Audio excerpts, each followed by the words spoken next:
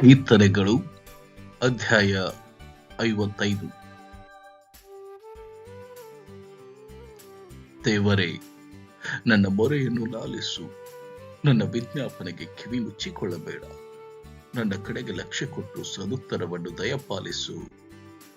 ಶತ್ರುಗಳ ಅಬ್ಬರ, ದುಷ್ಟರ ಹಿಂಸೆ, ಇವುಗಳ ದಶೆಯಿಂದ ಪ್ರಲಾಪಿಸುವವನಾಗಿ ಹೈದಾಡುತ್ತಾ ನರಳುತ್ತೇನೆ. ಅವರು ನನ್ನ ಮೇಲೆ ಅಪಾಯವನ್ನು ಬರಮಾಡಿ ಕೋಪದಿಂದ ನನ್ನನ್ನು ದ್ವೇಷಿಸುತ್ತಾರೆ. ನನ್ನ ಹೃದಯವು ನೊಂದು ಬೆಂದದೆ, ಮರಣ ಭಯವು ಆವರಿಸಿಕೊಂಡದೆ. ಅಂಜಿ ನಡುಗುತ್ತೇನೆ, ದಿಗಿಲು ನನ್ನನ್ನು ಹಿಡಿದದೆ. ಆಹಾ, ನನಗೆ ರೆಕ್ಕೆಗಳಿದ್ದರೆ ಪಾರಿವಾಳಗಳಂತೆ ಹಾರಿ ಹೋಗಿ ಆಶ್ರಯ ಸೇರಿಕೊಳ್ಳುತ್ತಿದ್ದೆನು. ಅವಸರದಿಂದ ಹಾನಿಕರವಾದ ಬಿರುಗಾಳಿಗೆ ತಪ್ಪಿಸಿಕೊಂಡು ದೂರ ಹೋಗಿ ಅರಣ್ಯ ಸ್ಥಳದಲ್ಲಿ ಪ್ರವಾಸಿಯಾಗಿರುತ್ತಿದ್ದೆನು ಅಂದುಕೊಂಡೆನು. ಸೆಲಾ. ಕರ್ತನೇ, ಅವರ ಭಾಷೆಯನ್ನು ತಾರುಮಾರು ಮಾಡಿ ಅವರನ್ನು ಭ್ರಾಂತಿಗೊಳಿಸು. ಪಟ್ಟಣದಲ್ಲಿ ಕಲಹ, ಬಲಾತ್ಕಾರಗಳು ಕಾಣಬರುತ್ತವೆ. ಅವೇ ಅದರ ಪೌಳಿಗೋಡೆಗಳ ಮೇಲೆ ಹಗಲಿರುಳು ಸುತ್ತುತ್ತಿರುವ ಕಾವಲುಗಾರರು. ಊರೊಳಗೆ ಕೇಡು, ತೊಂದರೆಗಳು ಪ್ರಬಲವಾಗಿವೆ. ಅದರೊಳಗೆಲ್ಲ ನಾಶನವೇ, ತಿಪ್ಪಲಾಟವು, ವಂಚನೆಯು ಅದರ ಬೀದಿಗಳಿಂದ ತೊಲಗವು.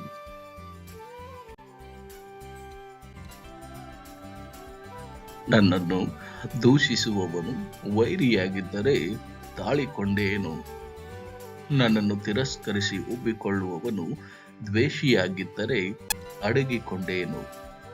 ಆದರೆ ನೀನು ನನಗೆ ಸ್ವಕೀಯನು, ಆಪ್ತ ಮಿತ್ರನೂ ಅಲ್ಲವೇ?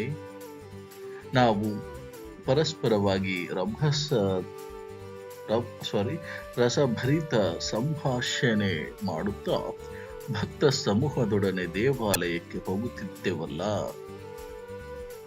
ಆ ದುಷ್ಟರಿಗೆ ಮರಣವು ತಟ್ಟನೆ ಬರಲಿ, ಸಜೀವರಾಗಿಯೇ ಪಾತಾಳಕ್ಕೆ ಇಳಿದು ಹೋಗಲಿ.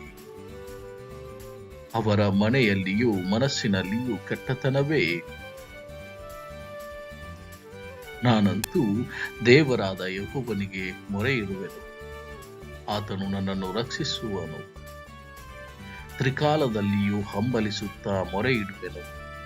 ಆತನು ಹೇಗೂ ನನ್ನ ಮೊರೆಯನ್ನು ಕೇಳಿ, ನನ್ನ ವಿರೋಧಿಗಳು ಅನೇಕರಿದ್ದರೂ ಅವರು ನನ್ನನ್ನು ಮುಟ್ಟದಂತೆ ಸುರಕ್ಷಿತವಾಗಿ ಇಡುವನು. ಅನಾದಿ ಕಾಲದಿಂದ ಆಸನಾರೂಢನಾಗಿರುವ ದೇವರು ಲಕ್ಷ್ಯ ಬಿಟ್ಟು ಅವರನ್ನು ತಗ್ಗಿಸಿ ಬಿಡುವನು. ಸೆಲಾ. ಅವರು ತಮ್ಮ ಸುಖವು ಕದಲದೆಂದುಕೊಂಡು ದೇವರಿಗೆ ಹೆದರುವುದಿಲ್ಲ.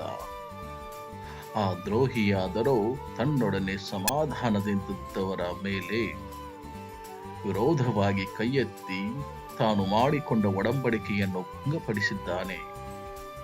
ಅವನ ಬಾಯಿ ಬೆಣ್ಣೆಯಂತೆ ನುಣುಪು, ಹೃದಯವೋ ಕಲಹಮಯವೇ. ಅವನ ನುಡಿಗಳು ಎಣ್ಣೆಗಿಂತ ನಯವಾಗಿದ್ದರೂ ಬಿಚ್ಚು ಕತ್ತಿಗಳೇ ಸರಿ. ನಿನ್ನ ಚಿಂತಾ ಭಾರವನ್ನು ಯೆಹೋವನ ಮೇಲೆ ಹಾಕು, ಆತನು ನಿನ್ನನ್ನು ಉದ್ಧಾರ ಮಾಡುವನು. ನೀತಿವಂತನನ್ನು ಎಂದಿಗೂ ಕದಲಗೊಳಿಸನು. ದೇವರೇ, ನೀನು ದುಷ್ಟರನ್ನು ಪಾತಾಳದ ಕೆಳಕ್ಕೆ ದೊಬ್ಬಿಬಿಡುವಿ. ಕೊಲೆಪಾತಕರು, ವಂಚಕರು, ನರಾಯುಷ್ಯದ ಅರ್ಧಾಂಶದವರು ಬದುಕರು. ನಾನಂತೂ ನಿನ್ನನ್ನೇ ನಂಬಿಕೊಂಡಿರುವೆನು.